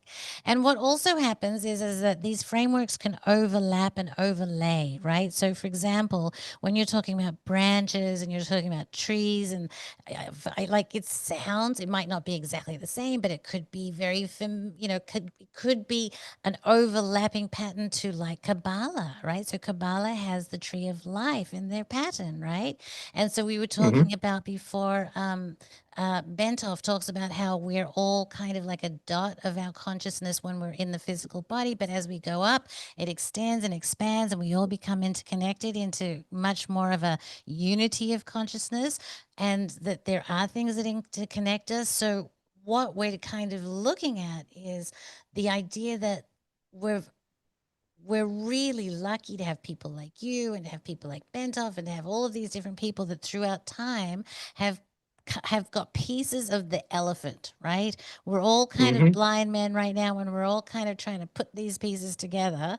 And so what's really beautiful is that you've had your own experience of a framework for reality that you can explore through other frameworks that exist out there, and you'll see, oh my gosh, this aligns totally with Bentov, and oh my god, this totally aligns with Steiner, and this is Kabbalah, and it's going to be just such a fun journey for you, darling. So yay, love it. It's Yeah, fantastic. Thank you for sharing. yeah, my pleasure. Yeah, we'll have to keep Yeah, in touch and we'll just build out this model. Like what we all have to do together. As I said, I think the more that we get together and the more that we can put these pieces of the puzzle together, Alan's coming back, then the more we're going to know. Darling, Alan, go, sweetie. Well, talk about the structure of existence, right? So I've put some thought into this, but I'll try to be brief. All right, We're all so long if talkers. Don't worry. We're all long uh, talkers. I think I can be fairly concise. All right, so let's say that um, all of existence is a manifestation of consciousness. So let's say there's ultimately so let's say an aggregate consciousness made up of any number of subdivisions of sub-aggregates, all boiling down to each individual person, right? And that's going to be everything that exists, from grains of sand, microbes, all up to talking monkeys like us, to other other other configurations of consciousness. All right. And if the rules of the universe have also been sort of generated by consciousness, sort of a gestalt agreement for how things would work, right? Then if you could control that or enough of it, then you could change the rules, maybe make your wishes come true. And this is what I'm going to propose is the reason why deception is so ubiquitous. Yeah. Because if you can control enough consciousness, sort of the mind of God, right, or the direction or the will or the attention of God or whatever that is, then you can make your wishes come true. Now, people do it in the mundane world through manipulation of consciousness, through, language and sort of Algorithm, casting. narrative. Yep, exactly. That Exactly. whole Those are thing. all Yeah. like different types of illusions put forth to people to manipulate them to want something. Speaking of intend which, to- just Stephen Crimmy's book is all about that whole story going back in time. So if you want to go deep, you need Right. Steve's book. I'll But keep check going, that out. darling. But, the area that I wanted to focus on is this idea that deception will never end because it's the way the lazy get what they want, right? Now, the non-lazy can collaborate and, like, ritual magic, people get together to want one thing, they follow a pattern, and then if there's enough of them focused on the same thing in the same way, they can alter some aspect of the shared reality, right? And the more people, the more powerful they are individually, in aggregate, and so on. With this idea in mind, you could do even more.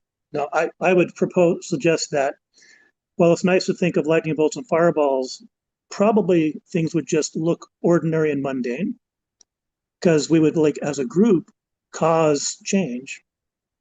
And we could say, hey, we caused change, but it would look mundane because it would be using the rules of Yeah. existence to It's actually it's so mundane. It's happening right now, and most people don't even see it. So like it's incredibly mundane. And I'm going to take the extension of your idea even further. If you get a book by Joseph Patrick Farrell, he talks about that yes. this narrative mind control can actually impact the cosmos itself, right? Because And I of think the non-human intelligence, the bigger ones, we could say, well, are we being manipulated? Why should they care? Because they want to control enough consciousness at a larger scale to do bigger things, possibly. Yeah. No, you're onto it, darling. You're absolutely onto it. It's something I also think a lot about. Maybe we'll have Steve Crimmy pipe up in a second and speak to it. But Artie has a question in the moment, darling. Go, sweetie. I just wanted to reflect back to what Alala was saying. And just that what I heard listening to that I thought might be helpful to just give a reflection back. So what I heard with this sort of like first dimension with points were sort of like the stars of Newt. So if you think about like all the individual cosmic stars that make like all of the different points of consciousness. Yes. Okay. Beautiful. And then the second dimension layer was like the relation. So now all those stars are having relationships with one another, right? So we've got this sort of next level of organization that has to do with relationships between all the different stars. And then layer 3 is where we get into like configurations. So it's like you have a seed configuration that is all this patterning going on at like a more structural level. So what I was hearing there is sort of like these layers of additional structuring and ecological organization at different like levels of abstraction. So I just wanted to offer that back to try and make sense of like, I don't know, just what I was feeling and hearing in those words that I would map to my own language. You were doing some of that pesky noticing, Artie. I love that. I know. It's just this is why it's so fun, and this is why I'm so blessed to have you guys because it's so lovely to notice what you notice and add that to my my mechanism of understanding so much more. I'm going to tap on Steve and Chris and see if you guys want to add anything or add something or correct me in any of my fallacies. Do you guys have something you want to add, my darlings? Oh, maybe they're frozen. Do I? Unmute. Hello. I'm sorry we froze up. That's Can all you right, hear me? darling. I can You can hear hear you me now? now. Yeah, I was for thinking some you were reason, sitting very still. I'm like, I I must be was just being so enthralling. still. Doing great practice. Um, yeah. Well, I would say that, well, for one thing, he was not feeling well, so we had to just go take a lay down. But we have a very different and a more traditional perspective of what consciousness is. There you go, And darling. yeah, it's very different from the way it has evolved into the Western perception of it. And so, in the yogic tradition, the way consciousness is viewed is that it is just pure awareness. It doesn't evolve. There is no evolution of consciousness. So we study, so in yoga, you've got the Yoga Sutras and you've got the Bhagavad Gita, but there's also a Samkhya system. Yes, Samkhya. Yes, love And that. Samkhya is called, even in the Bhagavad Gita, it says that Samkhya and yoga are one. So it's a sister system to that, okay, to yoga. Samkhya is. But Samkhya is what Alala might appreciate. It's that structure. It gives structure to it describes what the structure of existence is on the material side, as opposed to the pure consciousness. So there's on the pure consciousness side, that is Purusha. Mm. On the manifestation side, that is called Prakriti in the Samkhya system. And Prakriti is the feminine manifestation who does the dance for the witness, who is Purusha. Why do you think that women dance for men? It is just this wonderful, absolutely wonderful reiteration of what is going on that sort of platform, if you would. The dance, it's the dance. When you see are you familiar with the Tibetan tankas, the paintings, those iconic paintings that the Tibetan people do? And you'll see it in the Indian temples as well. You'll see the male and the female principle Yes. in ecstatic embrace. Yes. That is pure consciousness, and which is the male, and pure manifestation, which is the female, in constant embrace. So they are one but distinct. Yes. So it's one unit, but it's distinct. And I remember our teacher was trying to explain it to us one day and saying, he asked the question, why do we wrap presents? Oh. And it just is like, oh gosh, you don't even think about it, right? You just, well, this is what we do. But why do we do it? Because consciousness, pure consciousness, is enveloped in the materialistic. Okay, so it's like a wraparound that it's embedded in the material. So it pervades the material world. It informs the material world. But you would say in the Greek philosophy, it's the unmoved mover. And I think there are different ways of explaining it depending on what tradition you're from. Yes. But this is the one that we studied in, and to us it's very clear, and it's very, what I like about it is it's very clean. Yes. There's no guilt, there's only not knowing.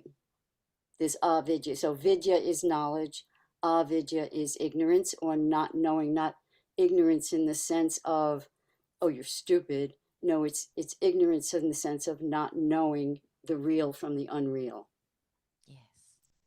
But every time I hear someone say, well, consciousness is evolving or consciousness is higher or lower, it's, to the yogi, that's a misunderstanding.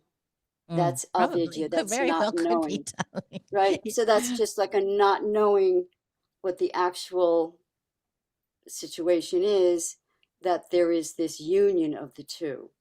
And consciousness doesn't move.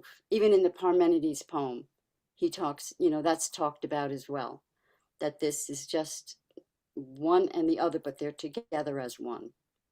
So I don't know if that's, I'll keep No, it look, as simple as I, there's, as I was saying, Doug, there's so many different frameworks out there, and honestly, that's one that I am only kind of becoming familiar with because of my interactions with you. Like even in when I was doing my yoga teaching, we were talking about the tattvas and like how things come from that oh, good. consciousness The down tough, okay, good. into the into manifestation, right? But Yes, yes. oh, I just realized my makeup's everywhere. Whoops. But the We, thing we is, can't what? see it. We Oh, can't good, see that. darling. I can't. Yeah, I'm no. making it worse. Why the frameworks that I have chosen to kind of study at the moment, anyway, at where I'm at, is that my personal experiences. I'm trying to explain my experiences to myself so that they make sense to me, right? And I'm trying to explain like Chance's experiences, like with the Kundalini event, for example, right?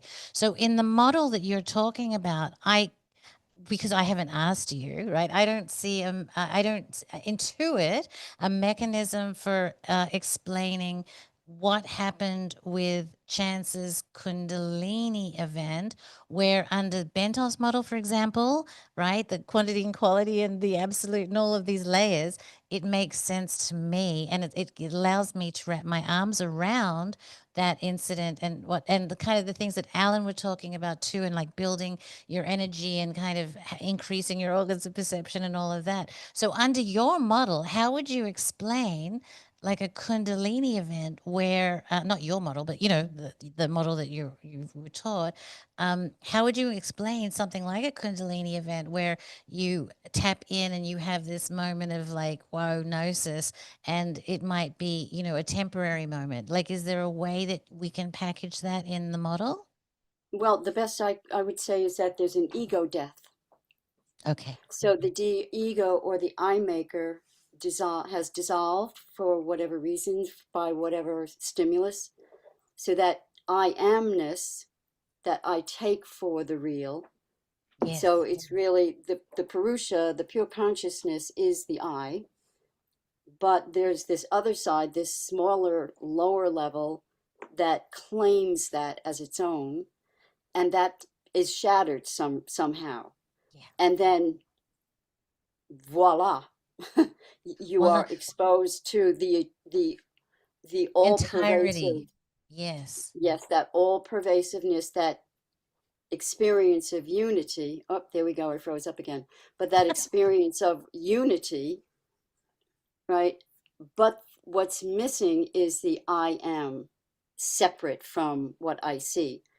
In that Kundalini experience, there would be no separation, Yes, yes. Look, right? So that you're speaks to me very much because like a lot of the practices that I've encountered along the way, right, are all about removing the stuff, right? Mhm, The mhm. stuff and allowing yourself to become more and more less of the this and more of the I amness, if you will, right? Does that make sense? Well, yes, you're not claiming Mm. the I-ness. You're not claiming to be the I. You are the occasion. So in the Bhagavad Gita says, Krishna says to Arjuna, be you merely the occasion. He's on the battlefield and he's just collapsed in this state of paralysis because he's on the battlefield facing his teachers and he's going to have to kill his teachers and he's just paralyzed. So what happens is that Krishna says to him, look, by me, they're already dead. Be you merely the occasion. And so then it's an understanding or it's a pointing out or trying to get this Arjuna out of his fear, out of his paralysis, and to understand that you are the vehicle for consciousness. I don't know if that's I helpful. love that. No, I'll tell you, Alfred North Whitehead Alfred E. speaks about. Newman? No, Whitehead. He speaks Come on, about the Alfred E. Newman. Come on, you didn't no, laugh at my joke. darling. Oh, I know. It's only because I'm frustrated because your camera's gone again. So I I'm sitting know, over I here don't know what to pushing the do. buttons, trying to figure out how to get to see your beautiful self. I'm so So I missed your trying joke, what my on. darling. But anyway, he talks about the idea of the occasion, and I love that. Like, I love that concept very Hold one much. second. Steve's trying to, he came in the room and he's trying to tell me. Oh, Steve, we've got you out of bed when you don't feel well. I'm so sorry, darling. What video on? Where? I'm not spinning I out. don't know what you're pointing to. Well, this should come up here. Video. I don't know. It's not here. Well, because it's Oh, it's spinning. Sorry. Oh, Anyway, you got the dreaded pizza spinner thing? we do. Oh, I love that. I love that. But at any rate, it's this claiming that gets us in trouble, claiming that I am separate and that I am the doer rather than having life live through you as you are the occasion for life to happen. Your body is and your mind, because even thoughts are on the prakritic side, they're on the material side. Everything that is not conscious awareness is on the female side. Maybe using my words, like when I was saying consciousness expanding, it might have been better off if I had been saying awareness, changes in your awareness. Yes, that's a good thing to land on. We've been trying to say, well, what would be the most understandable language to describe this? And what we keep coming back to is conscious awareness. So that can change. Your awareness of being conscious can change. This is saying I can start my video. Let's see if Oh, yay! All right, maybe we can see you, darling. We'll give it a try. We won't get attached to that. But this conscious awareness is a helpful word or phrase to use. Okay? Darling, I love that. Thank you so much. And look, as I said, we're trying, and this is why I appreciate you too so much. You guys, as I said, I read a Substack, and they come and they drop just a pearl here and a pearl there, and I haven't even got the run book away. yet. And but I have more books. Just like I give you books, they give me books, and so we're going to catch up. Chris, I'm going to bring you on, darling, because you've had your hand up, and Alan's had it go. So then we'll bring Alan in after you. Chris, how are you, darling? Denise, how you doing? Good to see you. Good to see you too, sweetie. Yeah.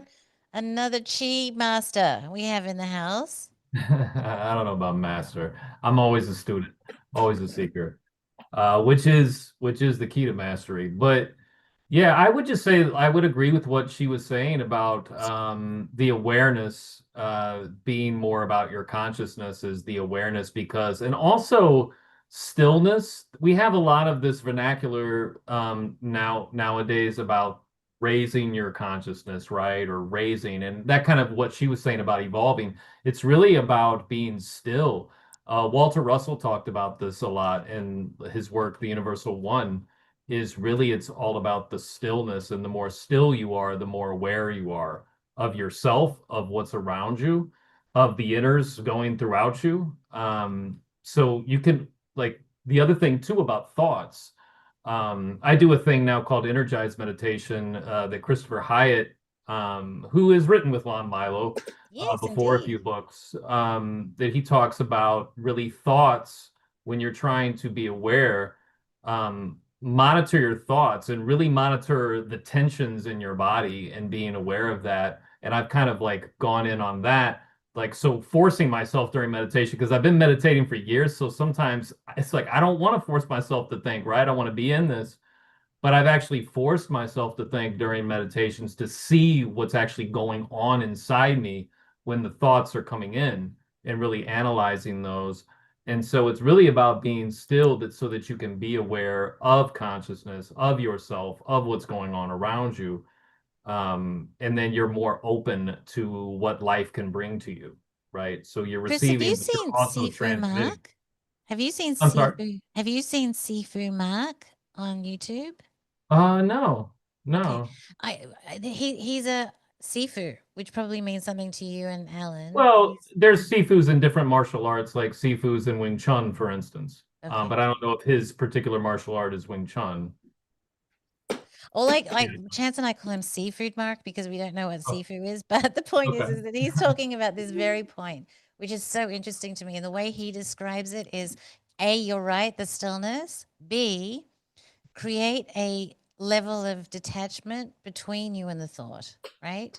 So that Correct. you can observe the thought, right?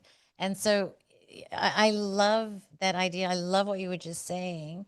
It enables the observer, it enables the awareness, right? It enables all of these things that we've been talking about. So yeah, very, I love it, darling. I love it. And the pond, like when I talk to people about the stillness, I love the pond analogy that, when the ponds all, which is very much how our ponds are today, just because of algorithms and Wi-Fi and da da da, right? But if we can get that nice, clear pond, that's kind of the goal. And in The fact, we clear were pond talking about, instead of the mud. The clear yeah, pond instead of instead the of mud, the mud. exactly. That's the old Taoist verse goes. And actually, there's a pond near me, and I actually that I meditate out in front of sometimes, and I get that whole thing, and it's like this pond is my mind right now because it is still. Yes, You know? absolutely. Darling. Jafar just said he tries to be as still as possible in a series of tasks. And in fact, we're talking about today was Bentov Day. A big portion of what Bentov talks about is the stillness, absolutely. And what's really interesting is he also talks about the utilization of the stillness of the breath, of the nervous system, and the heart, kind of creating this pendulum movement within the body. And he also talks about that it's a pendulum and it swings, and as you get to the points where the pendulum actually stops and turns are these moments of absolute stillness, right? And so I won't go into why that's important, but it's very important in Bentov's model to achieve that stillness. So yes, Chris, well done. Thank you very much, my darling. Alan, you had your hand up again, my darling. And then Blake, art. I thought well, a couple of things occurred to me that might be useful. One of them is the idea of attachment. What people say, be detached. What does that mean? All right, this is what I've concluded. The problem with attachment is you can be thrown off balance. You can identify with something and not and it can move around and then you're dragged with it. So if you can detach, then you could be in touch with something but not attached to it. Yeah, I think that's the key, darling. Yeah. So I think it's the key concept. It applies to being around people as well. You can be in touch with people, but if you're attached to them, if you'll be then dragged along with whatever they're doing, right? You can be in touch and they can take off and you can be where you are, and then they can come back to you or you can go to them if you wish, but you're doing it consciously rather than reactively because you're attached to something, right? And this, I think, also relates to identity. And if you identify with something, you become attached to it, right? This made me laugh though, darling. I just want to point out this when we were going through that I identify thing, right? It's like Yep. that is exactly the exact opposite of what we should be doing. Like it was I identify as a furry or whatever, all of these things that we all just went through this I identify thing. And it's like, wake up, people. This is literally the last thing that you want to be doing. So good point, my darling. I think it's, people talk about stepping back, detaching, blah, blah, blah. And a way to look at it might be you have aspects of yourself, and part of yourself is like an observer that is like the pilot of the ship, but just kind of watching what's they're the experiencer, but they aren't doing anything, right? All right. So, and possibly this, Kundalini experience or other types of these experiences where in order to have them, you have to detach, lose identity, have the ego death, whatever it is, or however you interpret it. You're not making any assumptions. You're just watching and seeing what happens, and then going with the flow. And by setting up the conditions, which allows you to reach a certain level of insight, then when it happens, you're not preventing yourself because of your attachments. Your attachments aren't holding you back. You're able to just go there. or let it come to you, or whatever that, however you want to describe that phenomenon, right? And but this also may relate to these other ideas we're talking about, which is, you could say, is meditative. Now, some will argue that meditation is actually a mindset, or a state of mind. If you achieve meditation, you've achieved this state of mind where, and everything you do to get there is just a process. What people call, I'm doing meditation, you're like doing a process. But if you do it well, an outcome is you arrive at a meditative mindset or state of mind. And that becomes your stillness, that becomes your precursor to being able to have these higher level, or these more Expanded unification. awareness. Let's use expanded Right. awareness. Yeah. Yeah. So if you're an observer, like, you have this object, you can be the observer, you can look at the object, or you can go, oh, I am the object, right? Or like our bodies, are we our body? Or are we a passenger in the body? Are we outside and we're tuning into this is like a TV set, we're tuning into it. Whatever it is, I think a number of different traditions seem to arrive at a similar kind of idea of this stillness, non-attachment, non-active, non-reactive. You're just observing, and then when something happens, you're part of it. Yeah, you're as Chris said, you're part of the happening, right? Which is wonderful. And I have Blake's actually pointing out something that Chance loves too. The Gurdjieff talks about the idea of the horses and the driver and the passenger, right? So he breaks it down in that alignment, that there's the different, and basically most of us stuck as the horses these days. We're just letting them all go in all different kind of crazy directions. But that's beautiful, darling. Yes, I think you're onto something there. And we'll have Blake. Do you want to expand on that, darling? For sure. And this is a great conversation. Hi, everybody. I've been a long time magical Egypter, and Yes, he has indeed. And he's got I a know. new discovery of his own. Yeah, it's insane. Well, that's what that's why we're all here, and this is what we're all doing. Yeah, different I frameworks. Absolutely, darling. Well, and you are gonna, be totally surprised, uh, Vanessa, but I had a Zoom meeting for 2 hours today with Laird Scranton, Oh, and fantastic. we talked about this exact thing. I met Laird at CPAC 2014, and we've maintained a very casual acquaintance, but we've been meeting a lot lately because we're talking about this exact topic. Because It's we're going all around, isn't it? It's going it around. We're all is, noticing man. things It is. collectively. Woohoo. And here's the thing. So and this is kind of the aha moment that I had with Laird today.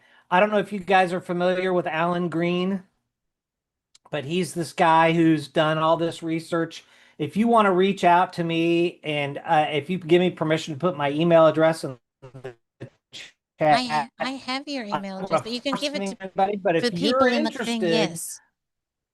yeah, so I'll do that. But Alan's made this tremendous discovery where he's found encrypted messages in everything, and especially in the Constitution, the Declaration of Independence, and the Bill of Rights. It's insanity, and it's the reason why, basically, is because they all had to talk in code back then, Sure. just like they had to talk in code when they were fearful of the Spanish Inquisition and they were going to get burned at the stake. So they had to hide things in documents. So he's found all this stuff and nobody cares. And then I had this thing where I did this, consciousness type of an arrangement. I put the link to the video to my Thank you, little darling. artwork, and it is. I mean, this Yeah. is the art of consciousness that we're talking about here.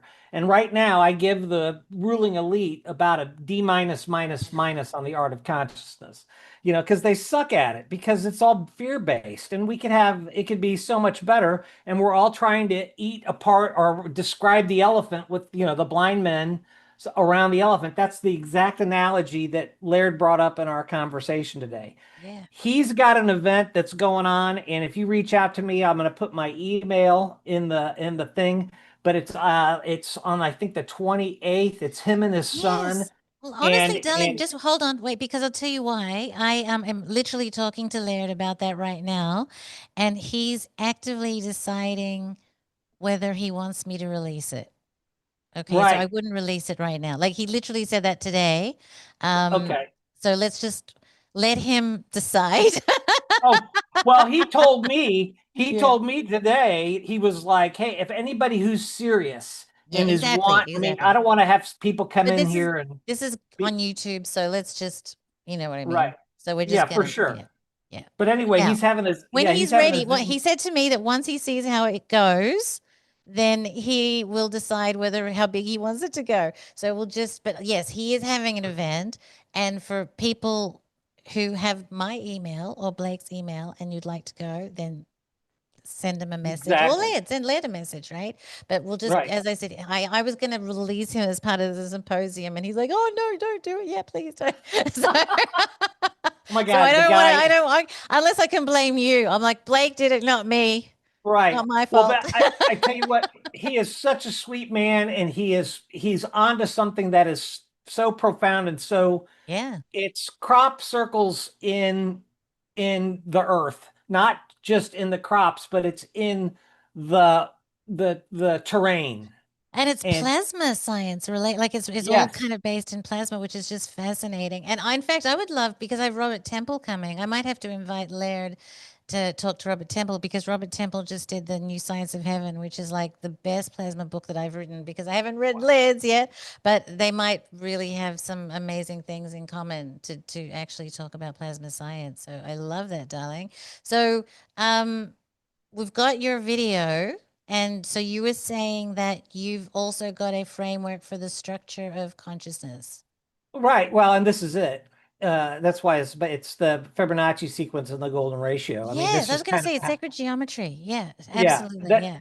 and it's there's how many different so the mind exercise that I've kind of developed through my philosophies and stuff, and it's Mandelbrot set-esque. I mean, that's why that's up there. But it's like if you're in the eternal infinite being, I mean, you're by yourself for eternally, but then you start to kind of concoct different ways to you're going to start using geometry to come up with different shapes and just kind of teach yourself how to, you know, create, Thomas Joseph Brown has a what companionship or something. Go ahead. no, I I'm was just going sorry. to say Thomas Joseph Brown wrote a really interesting essay about sacred geometry, and I'm going to have to find it because again, Thomas Joseph Brown has a really big brain, and sometimes I don't understand the things, but something about the sacred geometry is intrinsic, like it's intrinsic. It's so basically we look at like he was talking about some of the more famous sacred geometries that are on YouTube and how basically they make assertions about the sacred geometry, but it's actually more intrinsic, it's fundamental, it's underlying, right? So when you're saying the sacred geometry is the structure, like one of the things in Magical Egypt season 1 we had I can't remember his name, but he wrote The Beginner's Guide to Constructing the Universe. And Right. we went to the the gardens, the botanical gardens, and he was showing us how sacred geometry is involved in the plants unfolding into materiality, right, along the patterns of sacred geometry. So it's really fascinating, my darling, and I'm sure the people will love your video. If anybody wants it, it's in the chat. Well, you should want it because it's really interesting. Blake told me about it a couple of months ago, but I've been so busy doing chances things. I haven't had a chance to really catch up, but it's there if it's in the chat, my loves. And I'm It's sure the we'll do hamster another one of wheel. these. We're all on the hamster wheel, and that's the tough part. Yes, we are. I think on purpose, darling, because if we weren't on the hamster wheel, can you imagine what we would all come up with? Collect just us in this group here, we would probably solve all of world's problems. I swear, we've got such a wonderful group of really, really smart, insightful people here.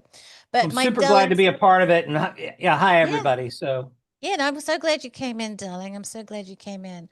Well, my lovelies, I think I have to end this because it has been quite long for me, and there's certain in the material body, there are certain restrictions of only things that you can only do for so long without running off out to other places. So I'm going to have to run off. But thank you so much for this wonderful, wonderful conversation that we've had. I've enjoyed it so much.